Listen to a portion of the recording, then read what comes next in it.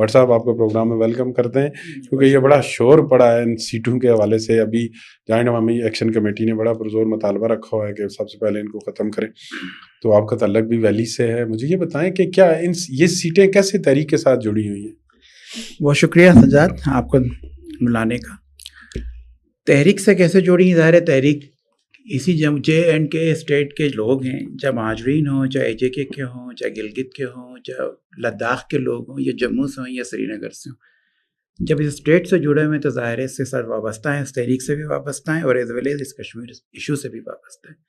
یہ سیٹیں بھی ظاہر ہے لوگ مائگریٹ کر کے، سچویشن ڈفرینٹ ہے، کچھ لوگ وہاں رہ گئے، کچھ لوگ یہاں آ گئے، مگر اوورآل وہ جے اینڈ کے اسٹیٹ کے شہری ہیں، چاہے وہ لداخ کے بدھ مت آتے جب بھی وہ یہی کہلاتے، اور چاہے وہ ڈوگرے آتے ہیں جموں سے، وہ بھی اسی اسٹیٹ کے لوگ کہلاتے. صحیح. تو ان سیٹوں کا یعنی کہ الیکشن میں آزاد کشمیر اسمبلی میں نمائندگی کا کیا مقصد، اس کے پیچھے کیا مقاصد کیا تھا؟ دیکھیں یہ فیصلے تو کیے ہمارے بڑوں نے، اور یا تو ہم آج کا تعین کر لیں کہ کیا وہ ویژنری نہیں تھے، صحیح، یا ان کے فیصلے غلط تھے. تو پہلے تو تعین ہو نا اس چیز کا. اگر ان کے غلط فیصلے تھے تو تعین ہوگا، غلط فیصلے تو ٹھیک ہے پھر صحیح ہے. اس لیے جو ہمارے بزرگ تھے، ایسا نہیں ہے، بزرگوں نے فیصلے کیے اور بڑوں کے فیصلے تھے، اور اس ٹائم یہ تفریق نہیں تھی، اور شاید وہ میرے خیال میں ایسا اور سخت لفظ یوز کیا، تنگ نظری بھی نہیں تھی، اور واضح دار لوگ تھے ہمارے جو بزرگ تھے. انہوں نے فیصلے کیے. جو انہوں نے فیصلے کیے تو وہ اس ٹائم سچویشن یہی تھی کہ اوور آل کے جموں اینڈ کشمیر کا مسئلہ کچھ عرصے میں سولو ہو جائے گا. صحیح ہے. تو اس لیے وہ سب کو ایک ہی سمجھتے تھے. جو بزرگ تھے وہ سمجھتے تھے سری نگر کے لوگ بھی ہمارے ہیں، اور وہاں کے لوگ بھی سمجھتے ہیں کہ یہاں کیونکہ سب ایک جے کے اسٹیٹ کے لوگ ہوں گے. تو ان کے فیصلے تھے، اسی فیصلے کی بنیاد پہ انہوں نے رکھا کہ یہ ساری اکائی جڑی رہے. صحیح. چاہے ایون اوورسیز کی نشست بھی رکھی، تو اس کا مطلب یہ مقصد یہ کہ وہ اوورسیز سے کشمیری بھی کشمیر کے ساتھ جڑے رہیں. صحیح ہے.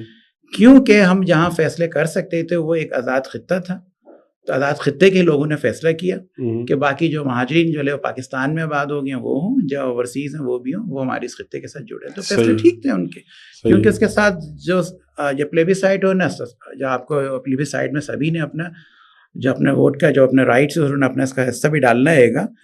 تو سوال یہ وہ کہیں بھی آباد ہوں، اب جب پلیبیسائٹ ہوگا تو ظاہر ہے یو کے کشمیریوں نے بھی ڈالنا ہے، سعودی و دبئی والوں نے بھی ڈالنا ہے، چاہے پاکستان کے لوگ بھی ڈالنا ہے. جڑے رہیں گے تو ڈلیں گے نا. اگر اس میں بیگانے ہو جائیں گے تو پھر یہ سلسلہ ختم ہو جائے گا، جو کہ ہندوستان. یہاں بھی کہتے ہیں کہ جب تک اس تحریک سے جڑے رہنے کا مقصد یہی ہے کہ جب بھی کشمیریوں کو اپنے مستقبل کا فیصلہ کرنے کا موقع ملے گا تو یہ لوگ اس کے اندر ووٹ ڈالیں گے.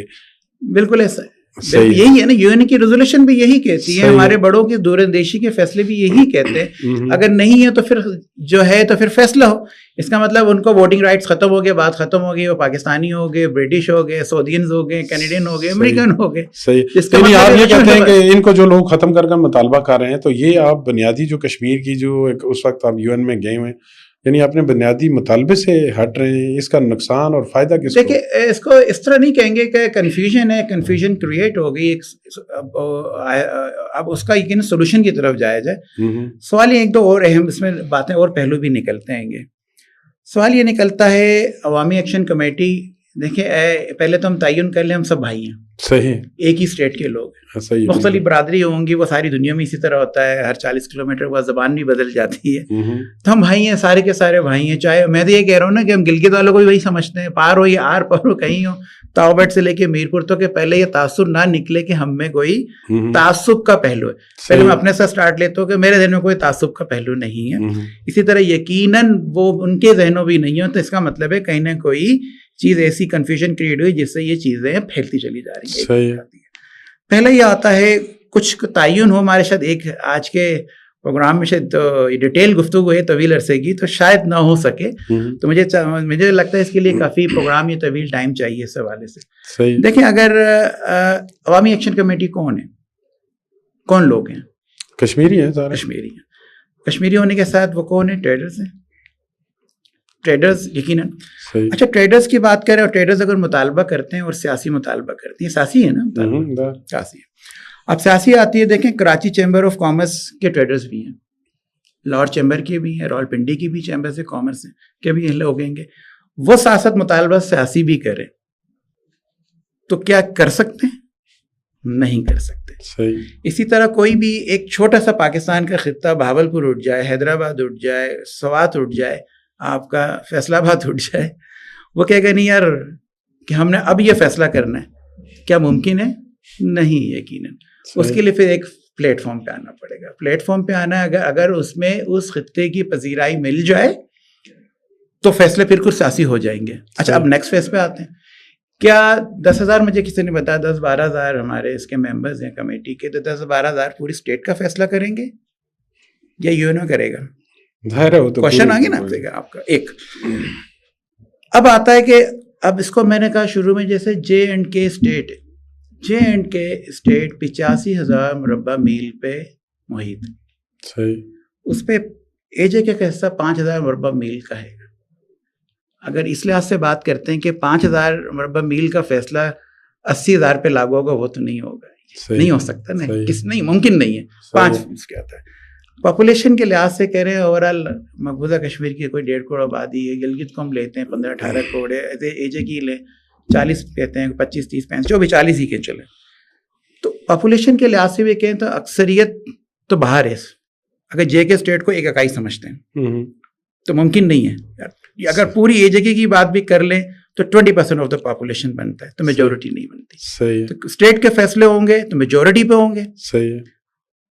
کوئی یہ فیصلے ہوتے ہیں تو اگر جمہوریت کے حساب سے بات کریں, رقبے کے لحاظ سے میں نے کہہ دیا اور پاپولیشن کے لحاظ سے بھی کہہ دیا, تو بات بنتی نہیں ایکچولی. پھر دوسرا آ جاتا ہے کوئی بھی گروپ اٹھے, کوئی بھی اٹھے, ایون میں نے جیسے مثال دی نا کہ راول پنڈی چیمبر کیا, وہ کہیں گے نہیں یہ ہم نے اس طرح بات منوانی ہے اپنی, تو ممکن نہیں. اس کے لیے ایک طریقہ کار تعین, اور اس کے لیے میں نے بتایا, اس سے آگے کی میں نے ایکسپلین کر دیا آپ کو. صحیح. تو ابھی دیکھ لیتے ہیں حال ہی میں یہ جو ہے بیسیکلی میرا جو سوال ہے, میں یہ جاننا چاہ رہا ہوں کہ کیوں, یعنی یہ مطالبہ کیوں آیا؟ دیکھیں سسٹم ڈیلیور نہیں کر رہا ہمارے ایجے کا, جب پاکستان کا بھی نہیں کر رہا, اس خطے کا بھی نہیں کر رہا, ہمارا ہم پاکستان اپنی بات کر لیں, ڈیلیور ہو رہا تھا, لوگوں کی سیٹسفیکشن ہو رہی ہوتی, تو پاکستان بہت سے ملکوں سے جو ہے پہلے آزاد ہوا بہت آگے جا چکا ہوتا ہے. ایجے کے خطے کی پاپولیشن کم ہے, بہت آگے جا چکا ہوتا ہے کہ ان کا سسٹم ڈیلیور نہیں کر رہا. سسٹم ڈیلیور نہ کرنے کی وجوہات ہم سب کو معلوم ہے. ہم منافقت کریں تو الگ میٹر ہے, سب کو معلوم ہے. اس کے بعد ہم فیصلے غلط کرتے ہیں, ان پٹ غلط کرتے ہیں تو آؤٹ پٹ بھی غلط نکلے گا نا آپ کا. آپ پلاسٹک ڈالیں گے اور میٹل کے آپ کہتے ہیں مجھے پروڈکشن مل جائے, چیز میٹل کی کو تو کبھی بھی نہیں نکلے گی. اور لگے ہوئے 70 سال سے لگے ہوئے, تو فیصلے ٹھیک نہیں کر رہے, سسٹم پہ ہمارا دھیان نہیں ہے گا. سسٹم پہ دھیان نہیں ہوتا تو پھر یہ ایشوز آتے ہیں, وہ فیملیز میں بھی آ رہے ہوتے ہیں.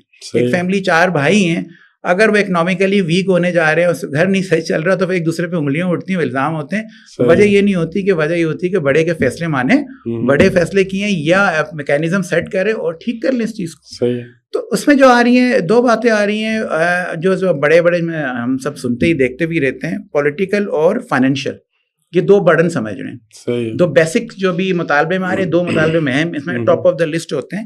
اور اس میں آتے ہیں کہ فائنینشیل برڈن اور آپ کا اکنامک اور آپ کا پولیٹیکل برڈن. پولیٹیکل برڈن تو میں اس طرح ایکسپلین کروں گا اس کو آپ کو کہ 12 سیٹیں کیوں ہیں. یہ پولیٹیکل تو پورے پاکستان میں حالات ایسے ہیں, جیسے سورج مکھی کی طرح جو سورج کی طرف رخ ہوتا ہے, سب کے پھول اس طرف ہی موو کر لیتے ہیں.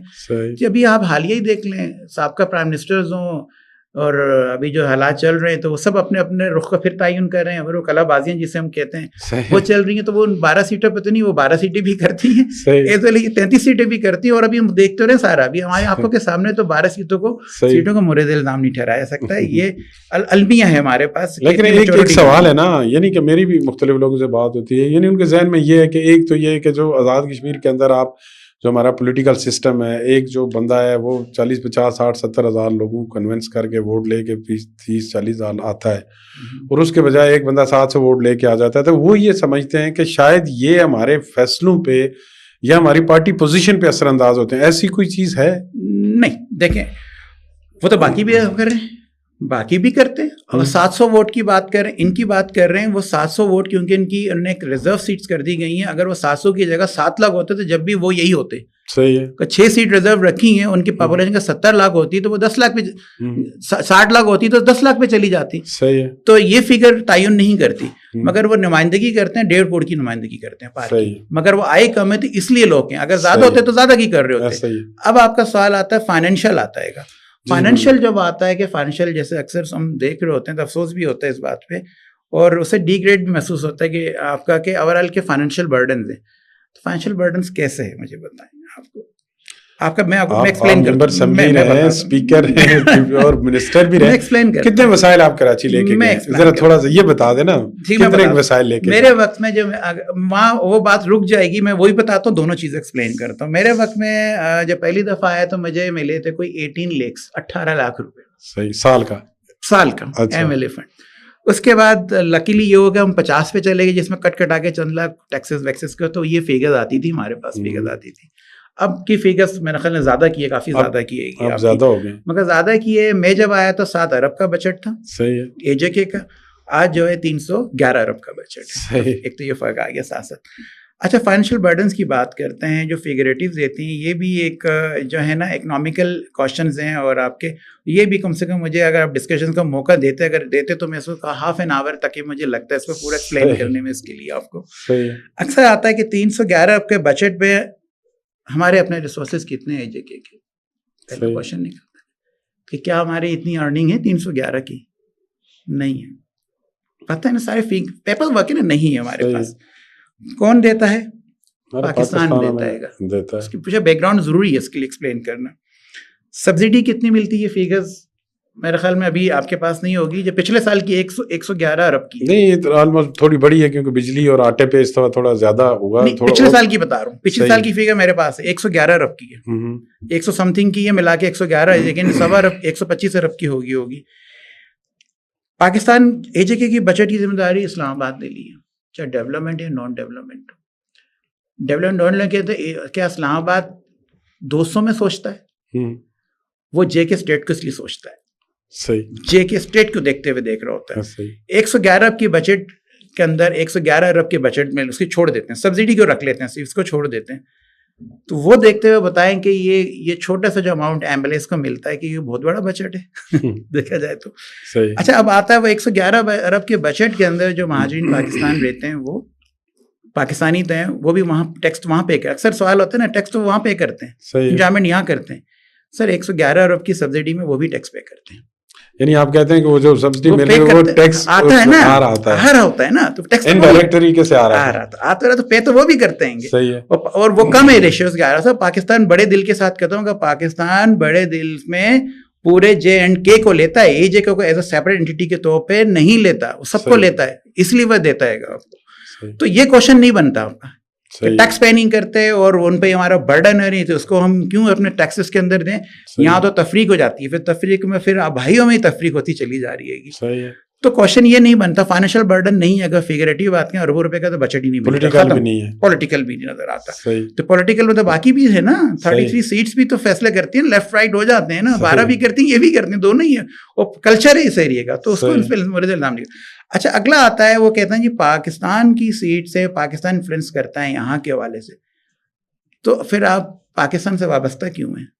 صحیح. پھر آپ 111 کی سبسڈی جو پچھلے سال بتا رہا ہوں وہ پھر لیتے کیوں ہیں؟ جو جگہ پھر آپ انفلوئنس لیتے ہیں نا, تو پھر جب جن سے پیسے ہمارا جہاں سے آتا ہے آٹومیٹیکلی ہوتا ہے, اس کا انفلوئنس ہوتا ہے. باپ کا انفلوئنس ہوتا ہے, باپ بچوں کو پالتا ہے. صحیح. تو یہ انفلوئنس نہیں ہے ڈائریکٹ. تو اس کو کوئی مکس اپ ہو کے کنفیوژن ہوگی, جیسے میں نے پہلے کہا, تو بیٹھ کے بات کر لی جائے.